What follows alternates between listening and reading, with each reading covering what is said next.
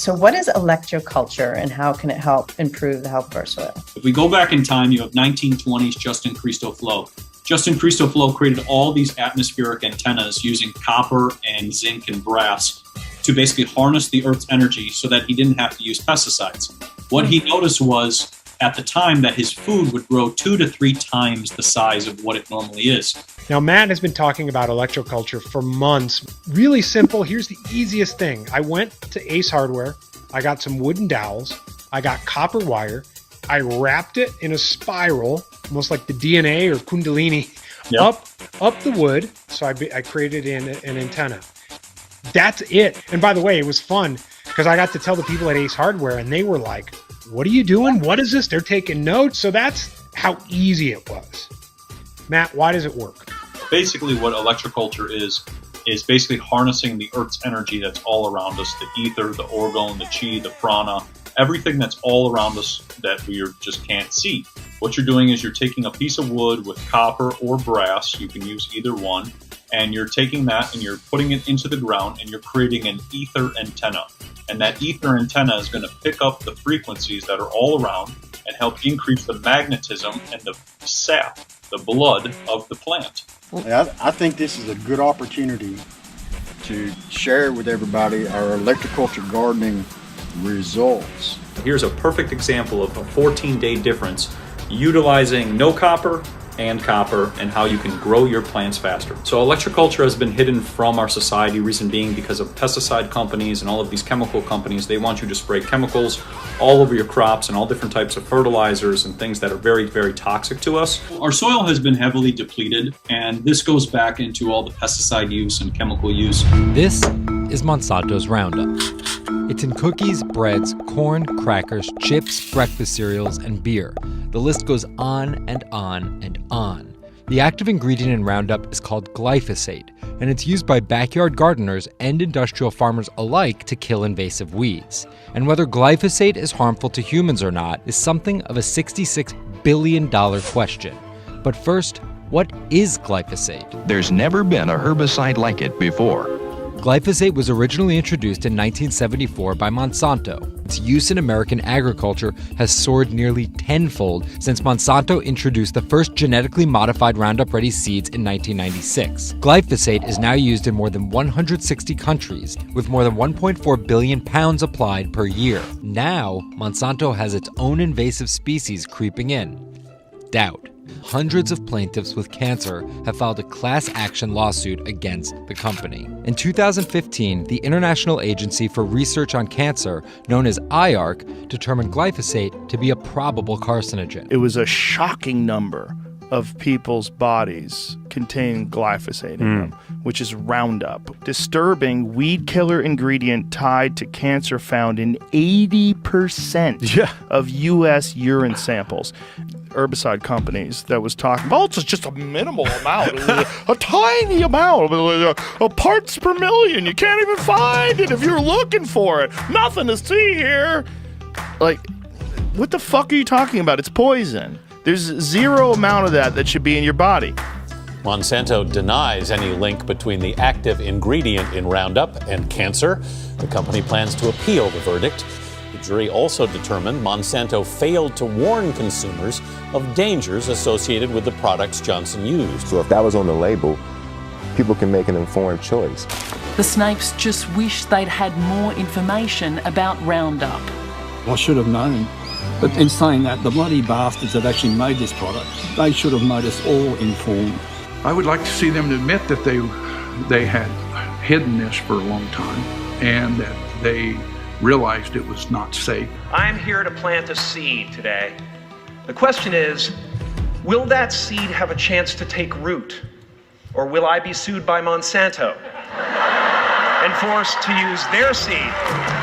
That's why we see people premature aging faster than ever, right? You got people with health conditions at like the age of 10, they have a health condition. It doesn't even make any sense. Your body is slowly starting to break down, and that's what all these things are doing, is they're breaking us down at the cellular level so that our body just falls apart.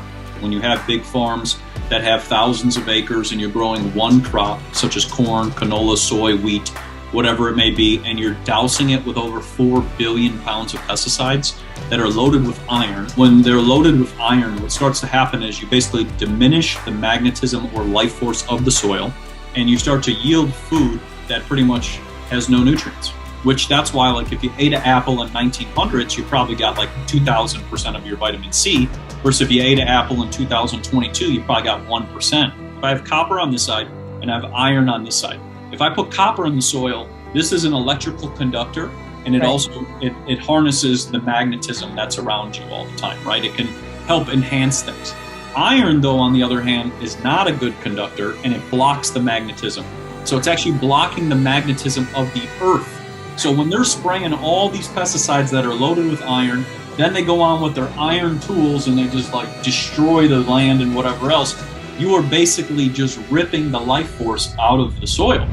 If we were using electroculture and understanding everything is frequency and harmony and balance, then we could have as much food as we want. It's like we can have an abundance. When they tell you that there's a food shortage, they're just making stuff up war in Ukraine, so they can put you into fear. But basically what you're doing is you're creating an atmospheric antenna to harness the energy of the earth so that you can boost your soil and your plants. You'll start to notice you'll have more bees, you'll have more birds, and you won't have to use pesticides, you won't have to use fertilizers. What you're doing is you're bringing back the electrical charge. So we are electrical beings, and these plants are also, our beautiful plants here are also electrical beings. They have sap, right? The sap is their blood, just like we have our blood.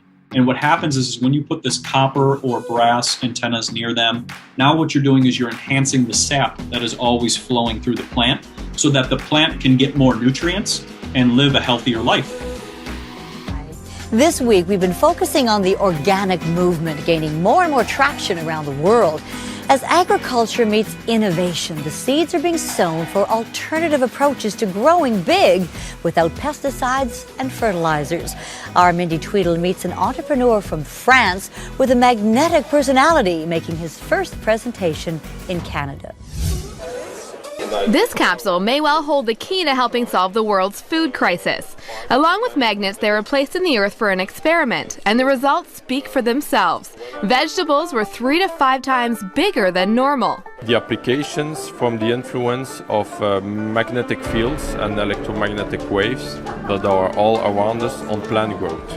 So in 1999, he studied engineering and agriculture at the University of Ghent in Belgium and learned how you can fertilize your soil with magnets. It's strange, but I explained this. Electroculture is a field of using electricity, electrical fields and currents to help soil fertility, plant growth and development.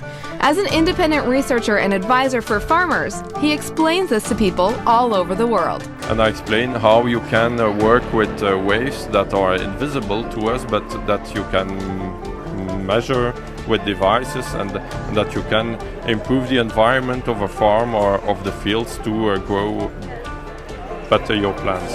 Everybody has now the awareness that there's an influence of waves on life, but you can also use that in a beneficial way, and that is what interests me, and that is what interests me to develop the applications for agriculture. And so he has. Just look at the size of the plants that Yannick has grown using natural energy, planting the seeds for a concept that could grow on farmers everywhere. Electroculture. Electric culture. Yes, we're going to try some hippie stuff.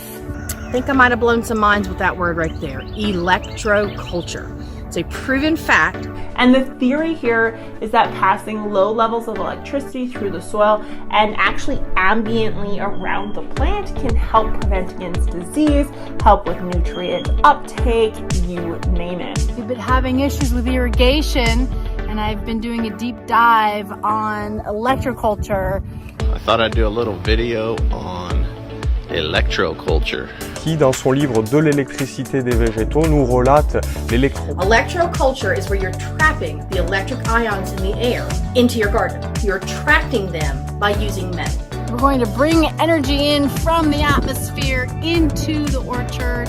Throwing in a stake or making some really cool funky sculptures. Let's go install some electroculture, which is going to increase fertility of the soils. And then we're going to come back with some magnets wrapped in beeswax with some galvanized steel with the north-south orientation to do phase 2 of electroculture. Now this is becoming more and more common. I keep on seeing like TikToks and stuff about it, which is kind of funny. So today we're going to talk about electroculture, and these are some examples right here of electroculture working, because what I've seen is so many people's farms and so many gardens explode because of using electroculture. Now this is an image from Erin. Her cauliflower are pretty much 2 times the size of my head, and she grew them just using some copper antennas and some copper pyramids. All she did was take some wood, wrap it with some copper, making it into a spiral going up into the air, and this created an atmospheric antenna which picks up on the ether, the chi, the orgone, the prana, all the stuff that's all around us to help boost the sap life of the plant. What's happening right now is our plants are being bombarded with so many frequencies and all this radiation, and it's starting to impact our soil, dry out the soil, and destroy the life force of the soil. So electroculture can be a solution for this. What is the secret to growing giant plants? Do you ever remember seeing pictures of giant cabbages or giant pumpkins? What may have been the secret to growing these vegetables is a lost farming technology known as electroculture. Due to the worldwide shortage of fertilizer, countries like China are investigating the use of electroculture and finding amazing results. They are achieving a 25 to 50% increase in yield with a 75% reduction in fertilizers and pesticides. Let's help spread the word about electroculture farming. When you start doing electroculture, all your pollinators start coming back. I got bees all over. I got bees who sit on me. I got bees everywhere. And whatever, you start to see all these insects come back because they also pick up on the resonance in the frequency that's all around us. Birds as well too, as they have crystals in their skull, and those crystals are basically like magnetite, which is like a magnet, so that they can pick up on where to go. So birds actually emit a frequency to tell plants to open up their leaves called the stomata. It's part of their cell, so that they can absorb the nutrients. So like anytime you hear that rooster comes up at 4 in the morning, that rooster sends out a signal to all the plants to open up and absorb all the rays and all the nutrients. You know, when we hear birds chirping, it's very magical, it's very healing, but it's also very healing for the plant because it accelerates plant growth as well too. It's all I've realized is there's so much potential. And that's the thing, is I really despise fear because it's all just playing on the same emotion. And we really could have so much, and we could really live in such a beautiful world. And that's all I want to be in, you know, and I don't want any other nonsense. And it's like, you know, with this simple technique, and it costs you $2, you know, you could have your plants going crazy. And also too, the more love and empathy you put into your garden, the more plants will respond to, right? Because they can pick up on all your emotions, and that goes into our conscious minds of shamanism and druidism and all the ancient times and our ancient predecessors who were very connected with the land, you know, energy workers, energy healers. Like, it's wild. We need to connect back to that and really go out in nature and be a part of it, and also touch our soil, you know, because when we go out there with rubber shoes on, we're not touching the soil. We're disconnected, you know, and all of these things are different ways in which we've been disconnected. And as we raise, in my opinion, the vibration of the soil and the vibration of our plants and the vibration of our health, we can then help other people do the same thing as well. All this information is incredible you're sharing. It's just, wow. Now, speaking of narratives, we're seeing on mainstream media right now a lot of talk about water shortages as well. First it was food shortages, now it's water shortages, and some are saying it's an emergency. So what's your take on this? And I know you talk about something called primary water versus secondary water. Can you kind of get into that as well?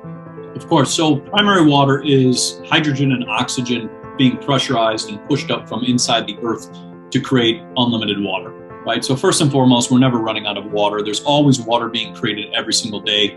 It's all around us. You could find it in a spring. You could find it by a volcano. You could find it near a waterfall. You could find it anywhere you go. You could dig deep enough and there'll be water coming out. So we have primary water, which is water that comes up from inside the earth and is always being created. Then we have our secondary water, which is this rainwater cycle, which is always being manipulated, right? So we have this cycle and we have this cycle. This one is unlimited and infinite. And then this one is just always being messed with, and who knows what even this water is. It's filled with heavy metals and whatever else. So we have these two. So they try to do this whole, we're running out of water. Now you need to stop gardening. Oh, there you go. Take away your ability to grow food. And then also stop, washing your car, stop doing this, stop taking a shower, stop doing that, stop cooking. You're doing all of this so that we can usher in forms of taxes to control and manipulate you at the water level.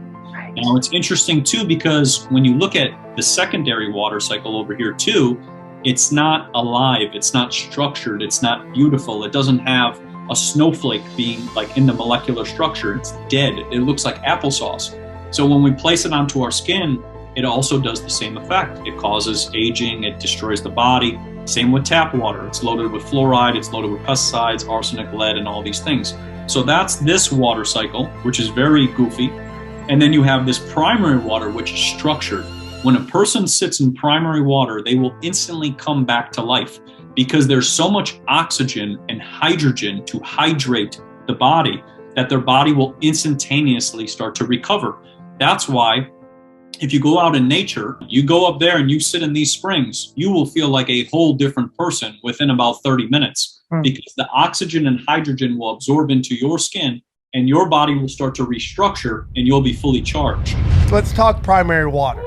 So with the water situation, what they're trying to push is that we're running out of water, and we're not running out of water. We will never run out of water because we live on a water planet. But basically what there is that it's called primary water. It's water that comes up from inside the earth. If you ever go to like a spring or like a volcano or a creek or a river, you see all that roaring water. It's basically the combination of hydrogen and oxygen coming up from inside the earth to create unlimited new water that does not have pesticides, that does not have sprays, that does not have fluoride.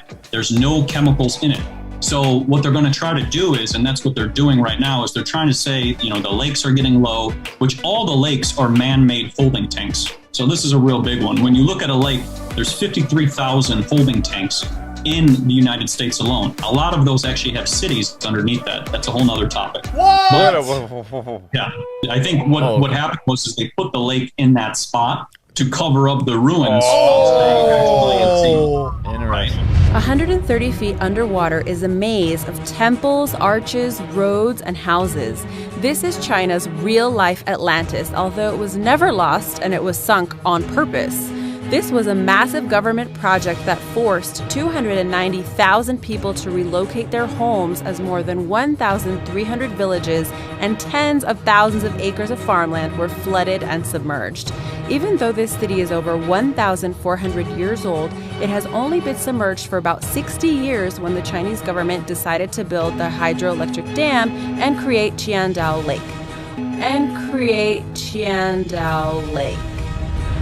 So they try to keep us away from this primary water specifically because of the healing potentials that it has, and also to create that scarcity mindset so they can usher in all this, we're running out of water and blah, blah, blah. So it's interesting with the whole primary water because we're never taught about it. We're always taught about these clouds with this rainwater cycle, and if we stop getting rain, all of a sudden we're going to run out of water. Okay. But if you come to Arizona and you see how green it is over here, these trees are getting water from somewhere else. They're not getting water from the sky. They're getting water from deep inside the earth. Simple story, and this is the easiest one to just debunk it all. And Lake Elsinore, right, California. Lake Elsinore started to go dry in the 1950s, okay? So they had to call up a dowser who basically came out with dowsing rods, and this is how you can find primary water very easily. You get yourself some dowsing rods, whether they're basically made out of copper or brass, and you can find water pretty much wherever you want to go. But anyways, he came out, he goes, there's water right here. You're going to drill about 75 feet. The dowsing rods just crossed, and we're going to drill here. The people who were in the system at that time that were like, this guy's a witch, he's a weirdo, he's whatever, because that's how it always is. Right. He doesn't know what he's talking about. Within, I think it was 2 months of time after they drilled the well, put it all together, everything else, Lake Elsinore was refilled and filled with water. And that's it. And there you go. The water has came back and he found it. Okay, he's right, because I grew up in Lake Elsinore. It's my hometown. Yeah, there we go. It went dry, and all of a sudden there's water now. And it's a huge, where did this water come from?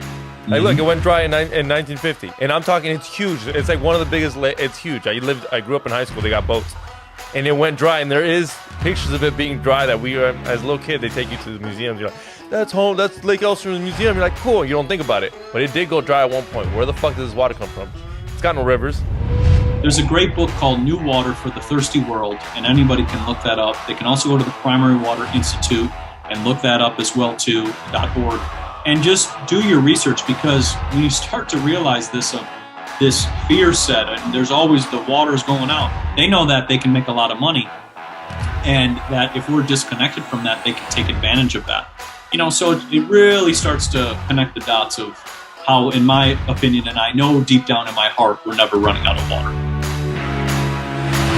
It is water, right? How did we get to the point where we're paying for bottled water? Someone's like, Pierre, the Americans are pretty dumb, but they're not going to buy water. Oh, yes, they are.